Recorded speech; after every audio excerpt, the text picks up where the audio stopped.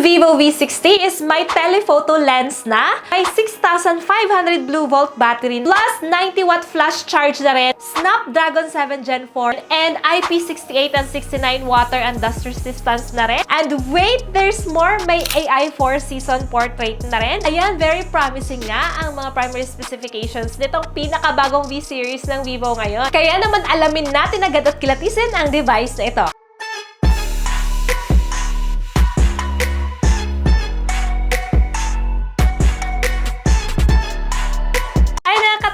Eto na't hawak-hawak ko na nga ang most requested device ninyo sa aking comment section.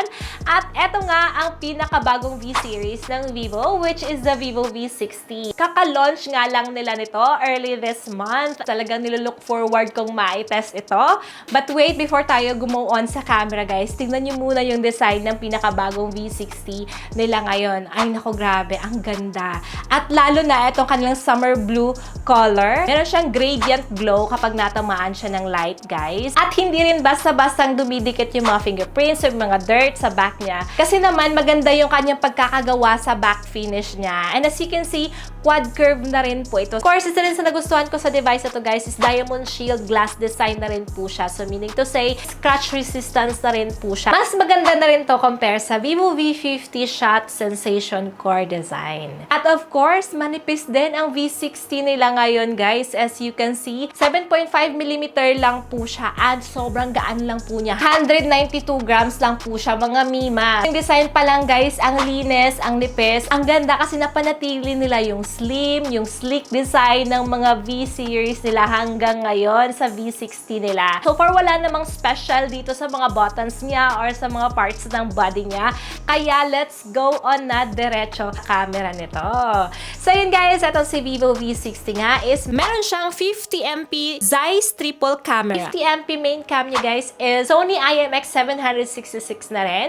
Wide and may OIS na rin po ito. The second cam, meron siyang 50MP Zeiss Super Telephoto IMX882 na rin po siya na may 3x zoom and OIS. So, ayan po yung maganda sa kanya at isang major upgrade na rin na ginawa nila compare sa dati nilang V50. Perfect talaga tong telephoto, guys, gamitin lalo na kapag manonood kayo ng concert o may mga festival na mangyayari kasi kahit malayo kayo, sa object na kukuhanan nyo is makukuhanan nyo pa rin siya ng maayos. Katulad dyan sa mga photos ko, capture ko pa rin ng maayos yung subject kahit malayo. Clear pa rin yung kuha. Ayan. Mas better na ito sa low light performance at mas rich na yung details niya compare sa V50 nila dati. And ayan, of course, hindi rin nawawala yung kanilang aura light. Din yan sa additional factor para mas magiging maganda yung kuha sa low light. And as you can see there, yan yung mga sample shots natin sa low light, guys. Ka-clear pa rin, mapa-daylight man yan or mapa-low light man yan. Third thing na maganda din dito sa Vivo V60, of course, ang kanilang Zeiss multifocal portrait modes. Kung makikita nyo nga dyan, marami tayong choices, biotar man yan, sonar or cineflare.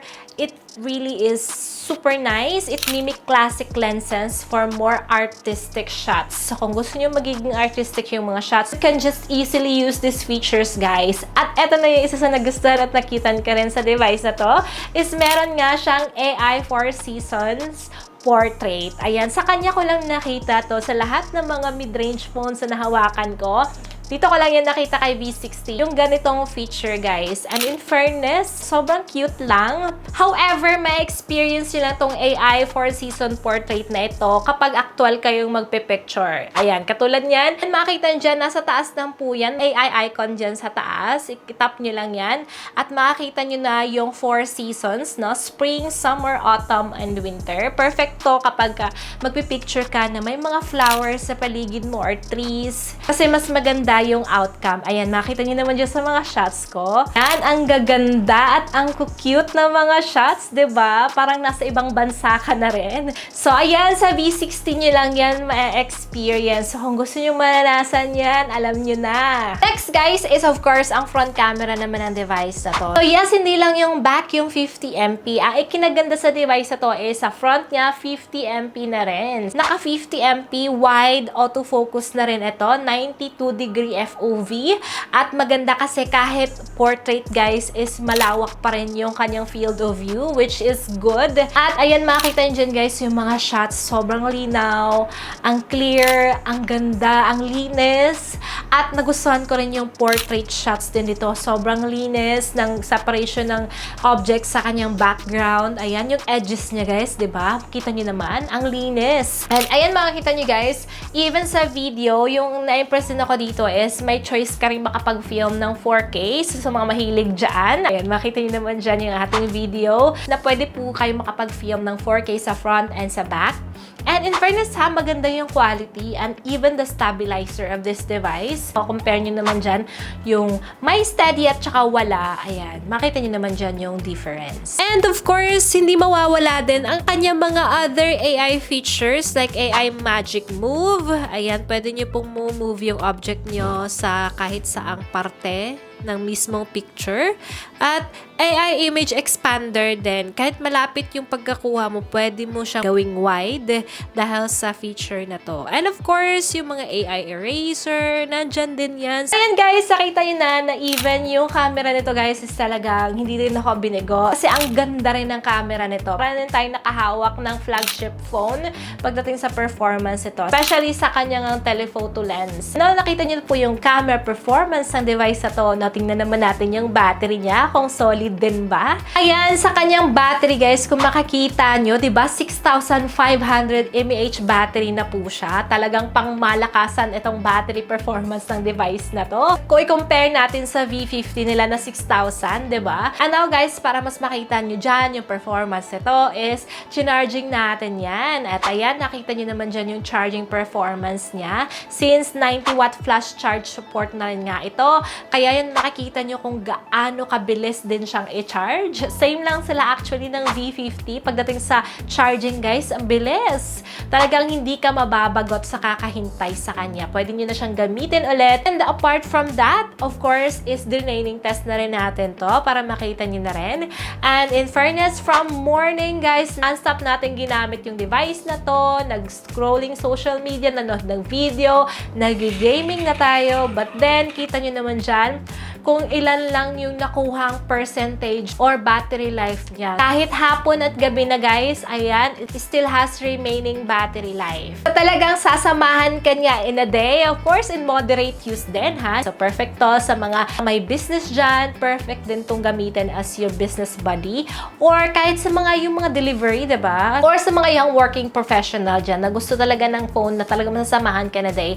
This is perfect for you guys. At silipin na rin natin kung ano yung nagbago dito sa kanyang display guys. Malawak pa rin ang kanyang screen size. Ang sobrang nipis na ng kanyang mga bezels and punch hole din siya. Yan, ang ganda kasi AMOLED panel pa rin. And kung makikita nyo rin po dyan guys is kahit nasa under sunlight exposure tayo is klarong-klaro pa rin yung display niya. So, maganda kasi up to 5,000 nits peak brightness na rin po ang kanyang screen. Makita nyo rin po dyan, HDR10 Plus na rin po atong display niya. Kaya, ayan, mas richer din po yung video playback neto. So, ayan, makita nyo naman dyan as we play videos, guys. So, ayan, mag-enjoy kayo sa panonood ng yung mga favorite vlogs or movies sa Netflix. Ayan. So, as we scroll, guys, bilis lang mag-load. Maganda kasi smooth din yung transitions natin kahit maraming apps tayo nag-open, running in the background. Apart from that guys, sa OS naman ito is Android 15 with FunTouch OS 15 na rin po siya.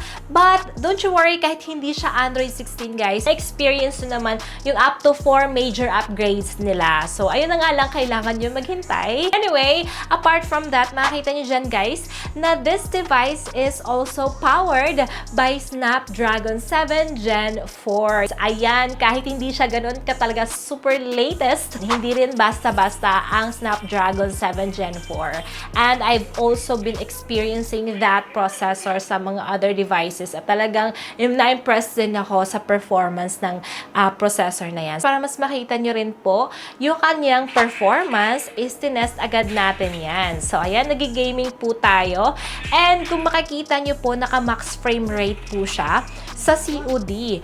And kung makikita nyo guys, guys, very high graphic din po siya. So in fairness, kahit hindi to gaming phone, is hindi kami binigo sa performance ito sa gaming guys. As you can see, it's very smooth and ang ganda, responsive din yung screen, maganda yung quality. You can have an immersive gaming experience naman with this device. And meron na rin po siyang 12GB RAM and I think may 16GB RAM variant rin po ito. May 128GB, may 256 and may 512GB variant din naman siya. So, good thing na rin yan kasi mas malaking RAM, mas malaking storage, mas better. Kasi 'di ba kapag marami na tayong ini-install na app, minsan naapektuhan talaga yung performance ng phone. Ayan, kung makikita nyo guys, maganda yung performance din niya sa gaming. And again, manage your expectation lalo na sa mga gaming pro dyan kasi hindi naman to pang gaming talaga na phone. But hindi naman bad yung gaming experience namin dito. Napaka-smooth at nang ganda rin yung paglaruan actually. And pagdating naman sa other features ito, of course, stereo sound speaker na rin ang device na to. Gandang upgrade na rin to compare sa kanilang V50 na mono speaker lamang. Then, diba, IP68 and IP69 water and dust resistance na rin siya. So, guys, nakita nyo na po yung performance ng device na to. For sure naman is tatanungin nyo, sulit ba siya at least sa presyo niya? Kasi diba yung price ito, yung 12GB niya at 256GB is nagkakahalaga ng 28,999. At ito namang 512GB variant nila is nagkakahalaga ng 30,999. Well, kung tatanungin nyo naman po ako sa price range niya po, ay talaga nasusulitan na po ako sa pinakita niya ring performance, lalo na po yung camera performance ito. Kasi 'di ba, bihira lang po kayo makita sa price point na to yung telephoto lens na may 3x optical zoom na, kayong front camera niya na may 50MP na rin na autofocus, and 4K video na rin po siya. Plus, etong kanyang 6,500 mAh battery, talagang solid po siya. Based sa experience ko, ang tagal po niyang malobat talaga ang kunat ng battery. Plus, ang bilis pa niyang i-charge kasi supported siya ng 90W flash charge din. Tapos, diba, IP69 rating na rin siya, which is highest water and dust resistance na rin among the mid-range phones na nagsilabasan ngayon. So, talagang goods na to for outdoor creators din dyan. So, yung medyo cons lang nito, guys, is yung ultra-wide lang niya kasi medyo basic po siya, no, as a mid-range phone. And of course, yung storage niya, no, kasi hindi po kayo makapag-add ng external storage dito kasi wala po siyang option ng ganon. So, yun lang po so far yung nakikita kong medyo cons sa kanya. But the rest of it, guys, katulad na lamang na sinabi ko kanina, ay talagang sulit na po siya. Then, iba-iba naman tayo ng preference. Nasa inyo pa rin po yan kung ano yung mas prefer nyo sa isang phone. At least may another phone na naman tayong na-feature dito sa aking channel. Anyway, ayun lang po guys. Salamat sa panonood sa aking video. Sa mga gustong bumili nito, of course, ibibigay ko yung link sa description box or bisitahin nyo lang yung aking description box para mas mag-guide kayo kung saan kayo pwedeng bumili nito. So, ayun lang po. Salamat po guys sa panonood. I hope na nagustuhan nyo pong video na to. Don't forget to like this video, share this video to your friends, and subscribe to my YouTube channel. See you again, ka-techies, till my next video. Bye!